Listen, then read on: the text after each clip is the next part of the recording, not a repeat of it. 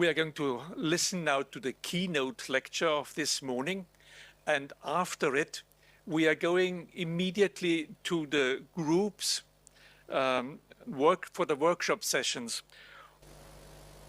And now I hand over to the moderator for the keynote. So my name is Mary Barron. I'm a missionary sister of Our Lady of Apostles, currently serving as the president of the International Union of Superiors General, UISG, but also, I think, important in these circles, serving as president of SEDOS. So this morning, it's really my privilege to be here, and let me begin by congratulating our brothers, the Society of the Divine Word Missionaries, for this wonderful jubilee, 150 years. And may all of your celebrations be fruitful so that you can become and continue to be those zealous and joyful missionaries that Cardinal Tagle just spoke about. So without further ado, let me say it is my great privilege to introduce our keynote speaker for today, for this morning, Father Stephen Bevans, who I think needs no introduction here, really. Father Stephen is from the United States of America, a member of the Society of the Divine Word Missionaries, and Professor Emeritus at the Catholic Theological Union of Mission and Culture, where he has been teaching since 1986. And before that, he served as a missionary in the Philippines from 1972 to 1981. And he has lectured and taught in many different parts of the world. He has written or edited 21 books, the latest of which is called Community of Missionary Disciples, The Continuing Creation of the Church, which was published last year, 2024. And from 2014 until 2022, he was a member of the World Council of Churches Commission on World Mission and Evangelism. So we are delighted to welcome Father Stephen and anticipating your talk already. Welcome. Thank you.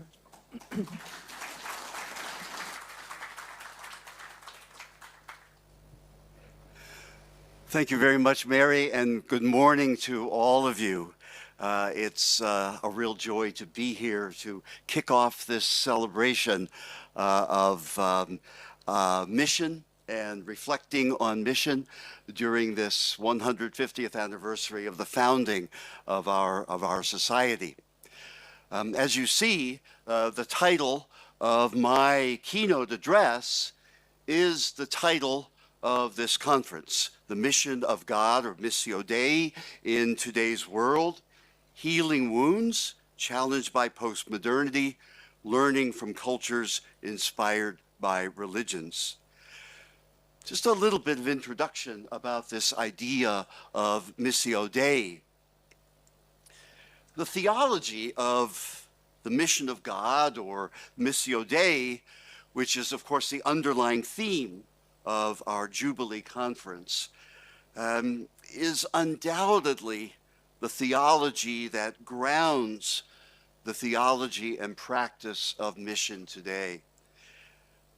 The concept of Missio Dei, at least the contemporary concept of Missio Dei, originated in the middle years of the 20th century in the theology, first of all, of Karl Barth, then in the theology of Karl Hartenstein, and the 1952 meeting of the International Missionary Council in Willingen, Germany.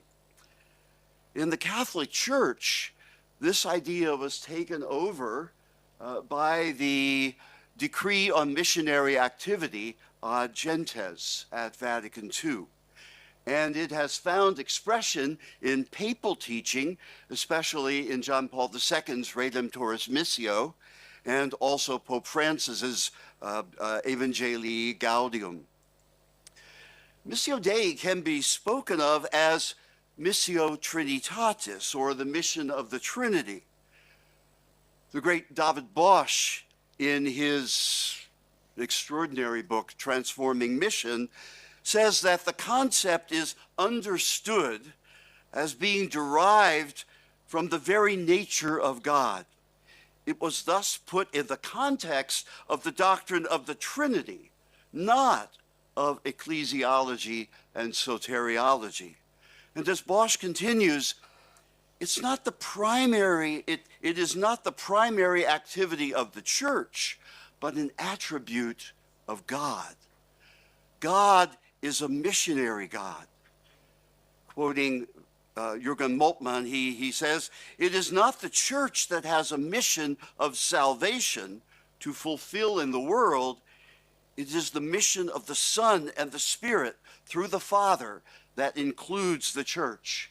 And then he goes on, mission is thereby seen as a movement from God to the world. The church is viewed as an instrument of that mission. There is church because there is mission, not vice versa. To participate in mission is to participate in the movement of God's love toward people, since God is a fountain of sending love.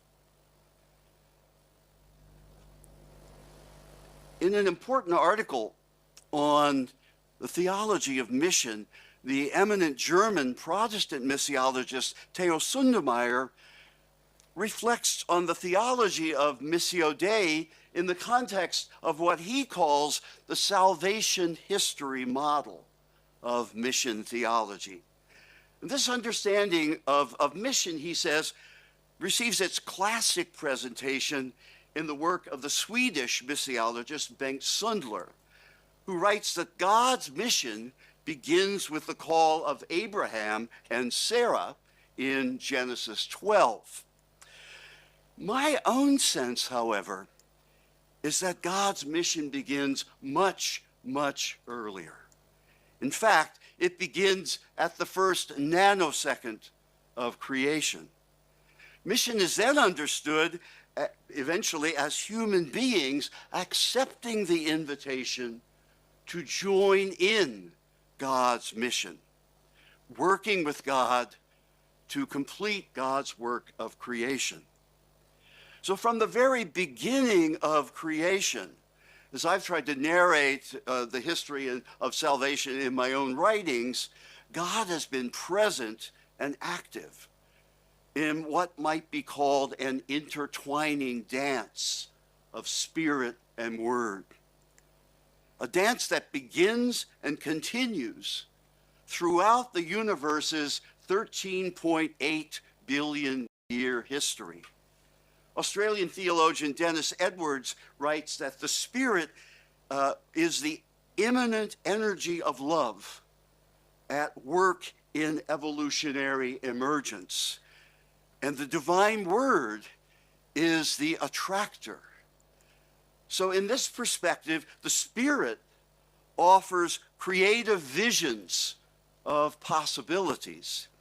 And the word woos and persuades creation toward the order of the divine vision.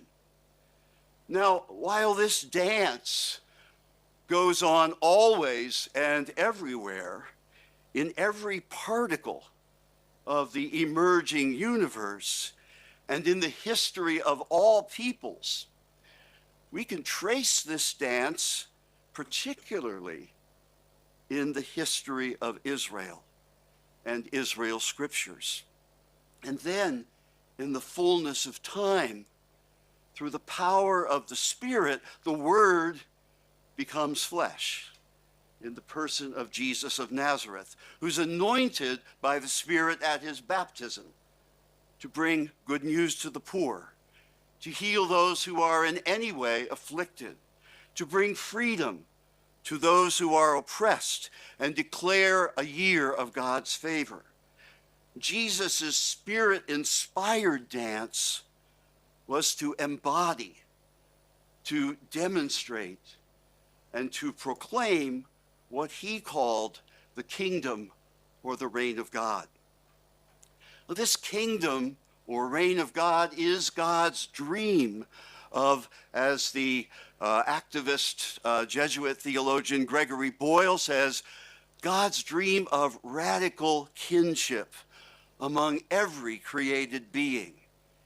It is the completion of God's creation, God's goal in mission from the very beginning. Jesus embodied that dream in his radical inclusivity and identification with the poor of his day. He demonstrated it with his identification of the world's suffering through his healings and exorcisms. And he proclaimed his message often in fascinating stories of God's mercy, love, inclusion, challenge, and justice. Jesus' death is a direct consequence of his commitment to God's dream and mission. He died at the hands of Palestine's Roman occupiers through the treachery of the leadership of his own nation, who were Roman collaborators, who recognized the subversive nature of his example and of his message. But as our faith tells us, God in the Spirit raised Jesus from the dead. And Jesus shared that Spirit with his disciples, who continue his dance as his church. The Acts of the Apostles traces how this comes about and how the church recognized that it now shared and continued Jesus' mission of embodying, demonstrating, and proclaiming the reign of God. So the church is indeed missionary by its very nature, finding its existence and purpose in working as a partner of the triune God in the divine mission. So rather than the church having a mission, we can say that God's mission has a church. I want to reflect on three implications of this historical narrative as I understand it. These implications, I think, offer more depth to the theology of Missio Dei or Missio Trinitatis. So first of all, the mission of God is universal. So as I've said, God has been in mission in a dance of spirit and word since the dawn of creation. And in that dance, the triune God is active, present, and loving, attracting, guiding, persuading, inspiring the evolution of the gases, the formation of molecules, the development of the universe's 200 billion galaxies, each with billions of planets. And God's dance of spirit and word calls forth the first microbial life on Earth, guides and woos the flourishing of life in all its diversity, and the emergence of humans with their capacity for consciousness and impersonal love. These are the words of the Australian theologian Dennis Edwards. God's dance inspires wonder at the beauty and regularity of the stars and the seasons, provokes questions of transcendence and the meaning of existence itself. The triune God has never worked exclusively within one culture and people. God has been present everywhere and at all times, even before Abraham and Sarah and Christianity. The mission of God is testimony that grace is everywhere, present always and everywhere to every particle of the universe. The second implication of what I want to say is that the mission of God is dialogical. So the method by which the triune God works is dialogical. Back in 1964, Paul VI, in his great encyclical Ecclesiam Suam, wrote that the whole history of human salvation is one varied dialogue. God works in mission never with the manipulation of a monarch, as the theologian Elizabeth Johnson says, but with the patience and gentleness of love. And what this means is that God's work in mission at every turn, respects the freedom of the processes of evolution and the freedom of human beings within it. God works in mission not outside of or external to creation, but within it and with it. The triune God is a humble God, respecting the integrity of each creature and of created processes, and enabling creaturely autonomy to flourish. And again, as Elizabeth Johnson says, using a kind of a thought experiment, it's as if at the Big Bang, the Spirit gave the natural world a push, saying, go, have an adventure, see what you can become, and I will be with you every step of the way. And as in the natural world, so also in the world of emerging humanity, God engages in mission always as a partner, granting creation and humans freedom, always working with and even depending on God's creatures. In this, we can say that the triune God is a God of vulnerability, a God of risks. As the Irish-American Michael Shadal says, you are a great risk-taking God who gambles on being loved. Thirdly, the mission of God has a people, a church. So following the insight of the Danish theologian Niels Gregersen, Dennis Edwards argues that the triune God's loving presence to humanity is so great that God actually becomes part of God's creation, taking on flesh, the stuff of the created world. And Edwards writes, the body of Jesus is made up of atoms produced in the nuclear furnaces of the stars. It depends upon the cooperation of billions of microbes that inhabit it. It exists only in interdependence with all the other organisms and all the systems that sustain life on Earth. One of the startling implications of the Christian view of the depths of the incarnation is that it is a claim about a God who eternally binds God's self to flesh and matter. And we could say, to every people and to every culture. But God's radical move in incarnation commits God to the particular.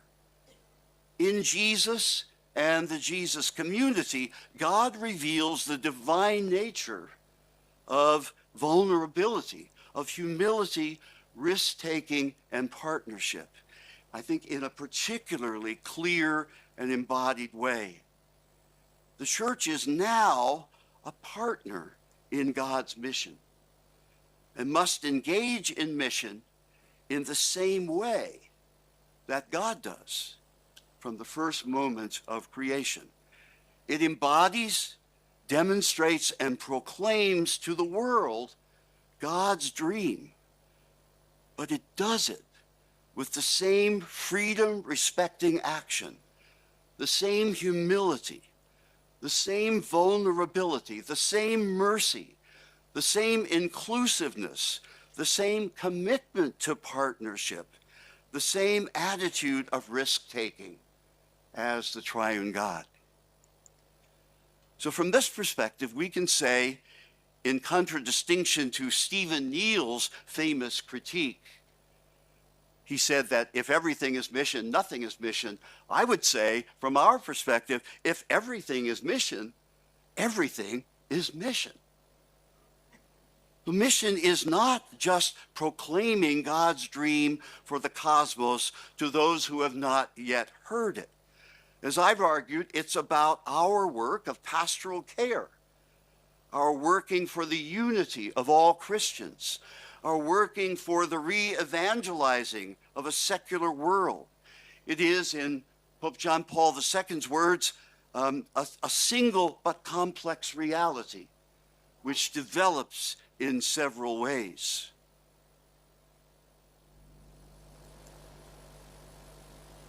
So this single complex reality developing in several ways, four of them of these ways are the subject of this Jubilee Conference.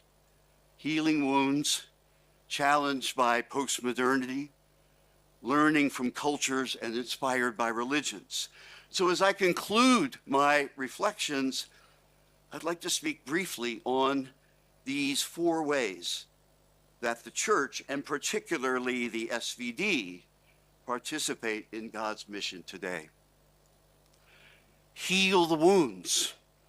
Heal the wounds. These are the words of Pope Francis uttered back in 2013. And they point to the urgent need of the church to heal the wounds, both inside the church and in the world. Healing the wounds of the world was the theme of our SVD General Chapter in 2024, a chapter that called SVDs to be faithful and creative disciples as they participate in God's mission. Before we can attend to the world's wounds, the chapter insisted, we have to acknowledge our own wounds. By embracing our own wounds as SVDs, we become sensitive to the woundedness of others. Encountering these wounds challenges our faith, but they make us wounded healers as well in our duty to bring relief and hope to those who are deeply scarred. That's from our final document of our general chapter. So we are called to heal the wounds of injustice and violence, wounds inflicted by the church that has strayed from God's mercy, wounds to the natural world. In healing all of these, we're called to partner with God, who is the great physician, the great healer.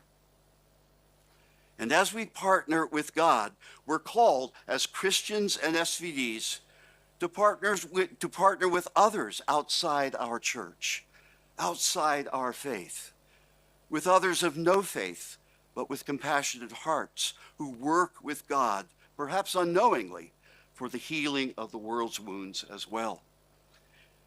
We're challenged also by the postmodern world.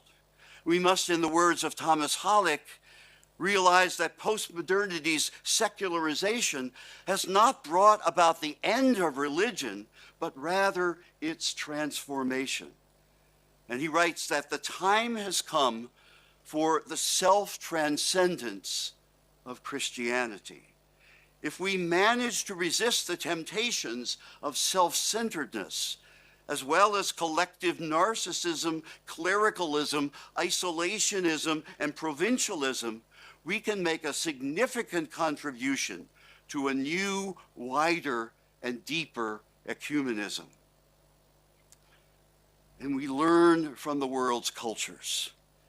We Christians and SVDs need to engage in that sincere and patient dialogue, as Vatican II expresses it, in order that we can learn of the riches which a generous God has distributed among the nations. We need to see ourselves not so much as pearl merchants as treasure hunters in our missionary task. The logic of the incarnation commits us to interculturality and to inculturation. Finally, learning from the world's religions, we Christians and SVDs will marvel at the dance of the Spirit and the Word from the beginning of creation, inspiring human beings with wonder and awe, as they emerged 200,000 years ago. With humility, we will recognize that all religions have rays of truth which enlighten all men and women. As Pope Francis has written, the same Spirit everywhere brings forth various forms of practical wisdom which help people to bear suffering and live in a greater peace and harmony. As Christians, we can also benefit from these treasures built up over many centuries, which can help us better to live our own beliefs. The God in whose mission we share as Christians and as SVDs is a God of dialogue. So a few words of conclusion. For 150 years, we SVDs have been privileged to participate in the mission of the triune God. And we look forward to many more years of partnership with our God in the future. Who knows what that future will be like? But the triune God will still be calling people to heal, to dialogue, to reverence and learn from cultures, and be inspired by the world's religions. And like today, the triune God will be calling us as partners to witness to the light, to fulfill the divine dream from everywhere to everyone. Thank you very much. Thank you.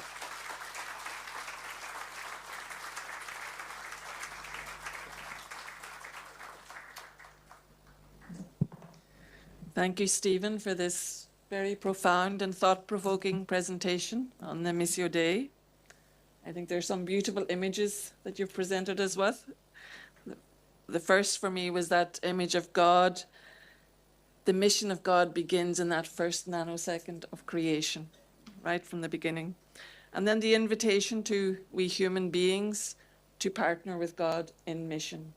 Because God's dream for mission, which is that radical unity, can only be fulfilled in partnership. That God works with us and even depends on us and on all created things. But this image of the intertwining of the Spirit and the Word, it's such a beautiful image to invite us into mission. And I think the humility of God, that is embodied in Jesus, shows us the way to be missionaries today, that call to continue in that humble and dialogical way of living mission today. There are many points to stimulate our thinking. I invite us to take just a moment of silence, to honor what we've heard, and to prepare for our comments and our questions.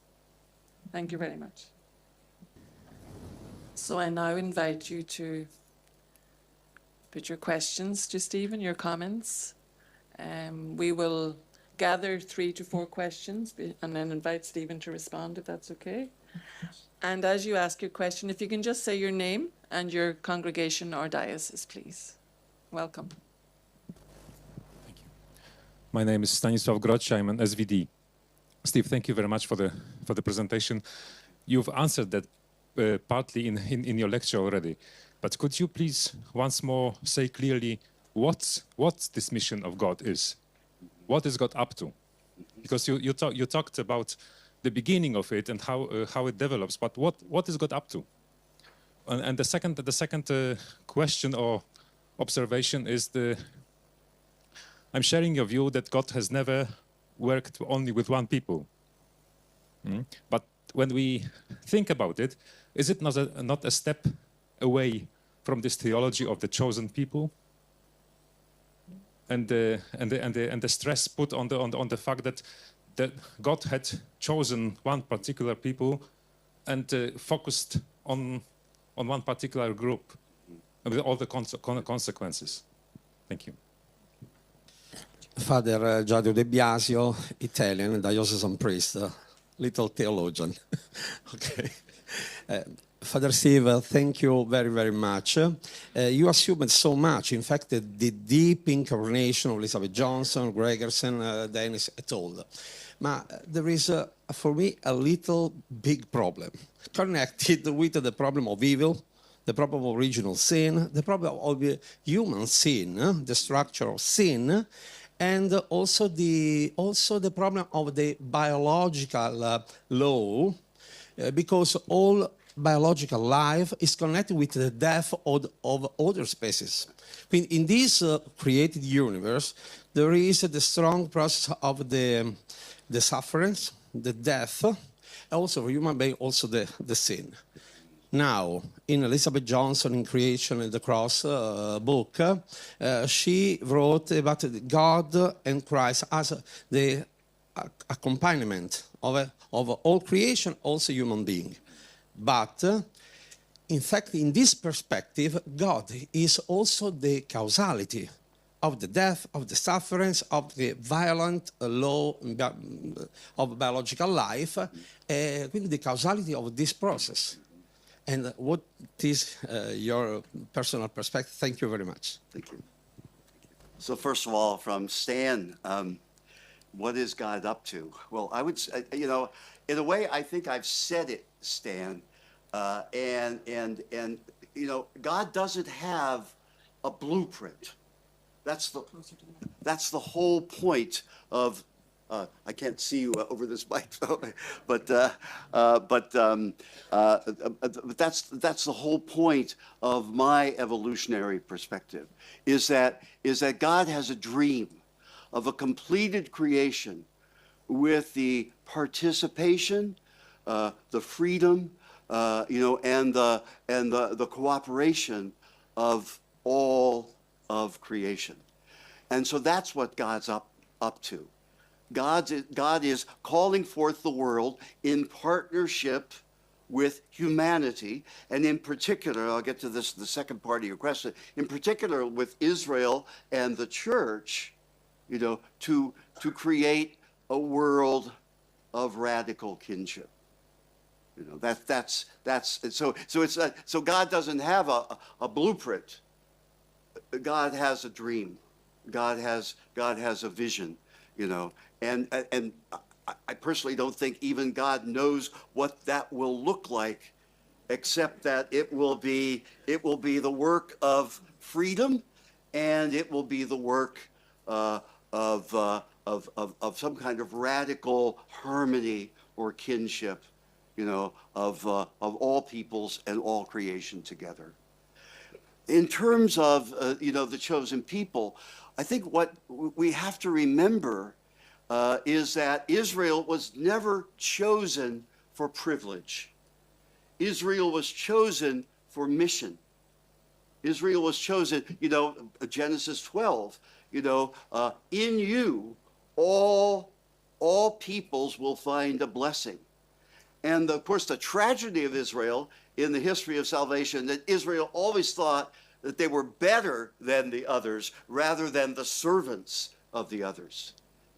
And so that when God calls people to cooperate in a particular way through revelation, like in Israel, and then particularly for us in Christ in the church, this is not a privilege as such. I mean, it is a privilege, but it is for service. It is for mission. So it's always, election is always for mission.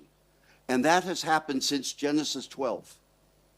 I think that's where, but in the 13.8 billion years before that, God was working as well, in creation and in the peoples and in their emerging religions and so forth. Okay? Of course, Gianni, we've talked about this many times, of course, it's a difficult question. And I mean, I know, like both Elizabeth Johnson and Dennis Edwards, when they espouse this evolutionary point of view, they acknowledge, suffering, evil, death, and so forth, as the price that needs to be paid for this evolutionary world. you know, they both admit, and everyone that I know, my last class on Monday back in Chicago was precisely on this issue, and they both say ultimately there is no how do you say, clear solution to this that we know. But, you know, we do believe that one of it is, you know, the resurrection gives us hope. Christ's resurrection gives us hope in this world. So there's an eschatological dimension to this. The idea that God does suffer with the world, and that can make a difference in the world, but that you know, that somehow or another the suffering and everything ultimately is the price that is paid. And I think this makes sense, because if you know, God can take away the suffering or whatever, why doesn't God do it? You know, and you know, how often do we pray for that and everything? I think, you know, the evolutionary perspective makes much more sense, you know, to me than you know, posing, you know, an omnipotent God who you know, could fix everything but doesn't. Well, why doesn't God do it? I think ultimately, you know, an evolutionary perspective, you know, answers that question, not adequately, you know, and we still are baffled by it. But I think to me, it's the best solution that I have found, you know, in my years of thinking about this. So, you know, that's all I can say about it at this point. Shalini, go ahead. Yeah. I'm Shalini, a presentation sister working at UISG. This is not a question. I have a number of questions, but partly you have answered. But I just want to comment and appreciate for including feminist thinking into your topic, including Sarah and Abraham, because usually it is forgotten. Thanks very much. And also quoting from Elizabeth Johnson. Thank you. Thank you. Thank you very much. Thank you, Shalini. I'm Samuel, SVD. I just reflect on the aspect of freedom within which human beings or the church partners with God. What is the measure? What is the measure? Because we have divine laws, we have constitutions, we have civil laws, but we are free also. So how do we, to which limit can we go as we partner with God in this mission? Mm-hmm. Good morning, Steve. Maria, Oh, Maria, hello. we're both my colleague. we're colleagues at CTU. Maria Simperman, a religious of the Sacred Heart of Jesus, on the faculty at CTU and also on the staff at UISG. Thank you. This was a profound overview that has so much in it. I would just be grateful if you could say a little more on the second section about the mission of God is dialogical, engaging the vulnerability of God and the risk-taking, which invites us to the same. And so my questions to you in here are, where have you seen this? Where is our growing edge? If you're at the 150th anniversary, it's a question for SVD, SSPS, but also religious life. And what is that contribution we are being called to, as you would see it at this time? So the Word becoming flesh is dwelling among us, calling us. Where are the edges that we've not yet touched for the dialogical, and what will it take? Thank you. Thank you so much. I thought it was a very brilliant presentation, and what struck me was enunciating the growth in the understanding of the mission of God. But what worries me is, how is it the more we grow in understanding, the backward we are going in terms of practice? The institutional church is becoming less conscious of ecumenical dialogue, less conscious of interreligious dialogue, and even promoting Islamophobia. So how do you understand this reality? Can you just introduce yourself, sorry, before? I'm George Jesuit. George Jesuit. Thank you. Thank you very much. Thank you for all the questions. Samuel, I'm not sure I catch everything in your question, but you know, the nature of freedom. What does that mean in the context of the parameters of laws and everything else? Laws, certainly, civil laws, church law, the Ten Commandments, and so forth. These are not to stifle our freedom. I think these are parameters in which we can live our freedom. As the old saying goes, the important thing about freedom is not to have freedom from something, but to have freedom for something. And it's this remarkable idea of Karl Rahner, that the more we give ourselves over to God and God's life and God's law, actually, the more free we become.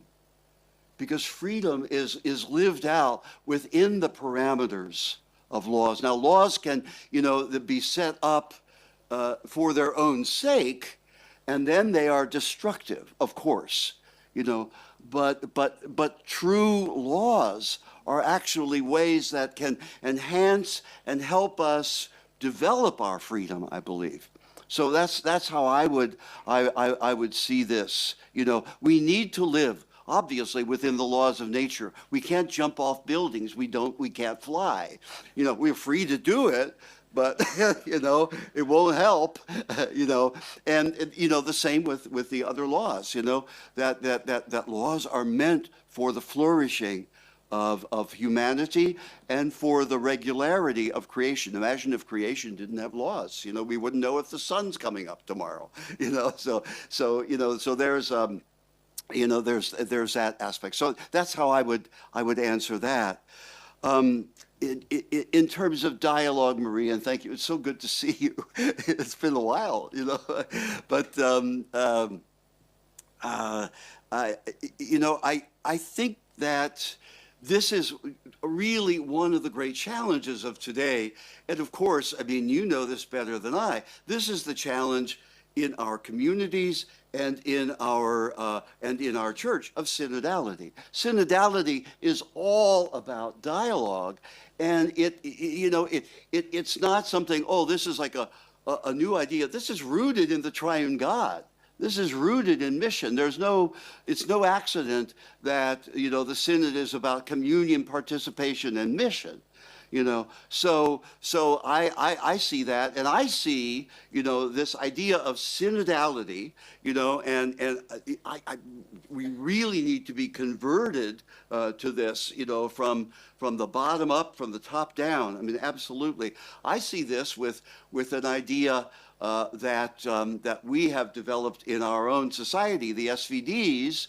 Our former vice general is here, who has written a big, thick book on this called Prophetic Dialogue. Oh, there you are, Antunes, and has written a big, thick book on this. Roger Schrader and I have written about this. But the practice of prophetic dialogue, to dialogue together, to be led by the Spirit, so we can know in our mission, how to join God in God's dream, in God's work, and to do it in a way that's truly prophetic.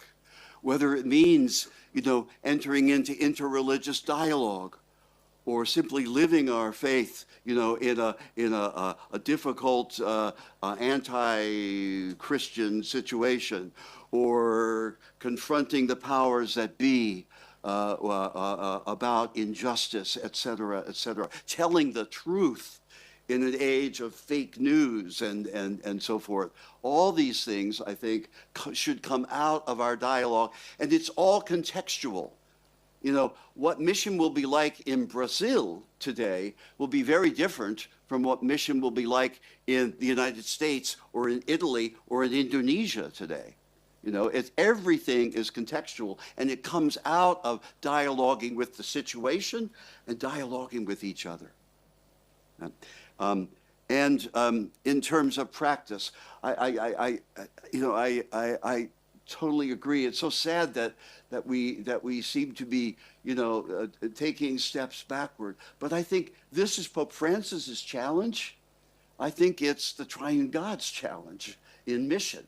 You know, and my mission, I think, is not just something that's sidelined, you know, in theology or in the church, but is actually at the center. It's why we exist. And so we have to exist in terms of dialogue, in terms of vulnerability, you know, in terms of risk-taking and things like that. You know, knowing that sometimes we'll be hurt, you know, but also knowing that this is the way that God acts, and that we need to, you know, to join in that action. So I hope, George, that helps. But, you know, and I lament myself about that as well. Thank you, Steve, for all those answers. Thank you to all of you for the questions. I think we could spend the 3 days of the conference on this topic alone. It's really profound, and it's the heart, really, of mission, isn't it, for all of us? So sincere thanks to you, and I must say a very sincere thanks for your timekeeping. We had a very short talk, which allowed more time for the questions, but thank you. Thank you so much.